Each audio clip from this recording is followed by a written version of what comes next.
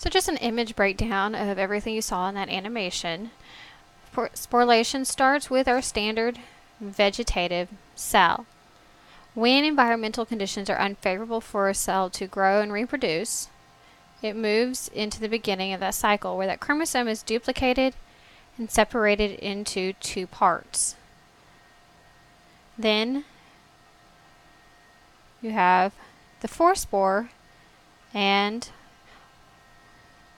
what's called the sporangium. The sporangium is that mother cell, essentially.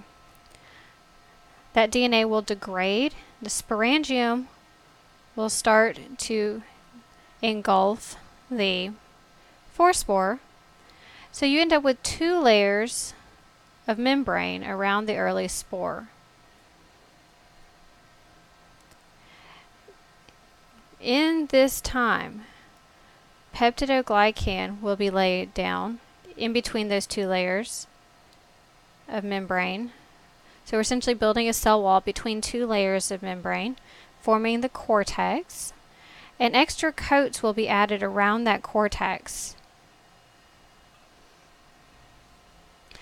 Eventually, as we get all of those layers around that spore, those layers of cortex, the sporangium itself will start to break down, releasing that spore. In this case, we see that core is where the DNA is, the cortex, the spore coat, and then that outer protein coat, the exosporium.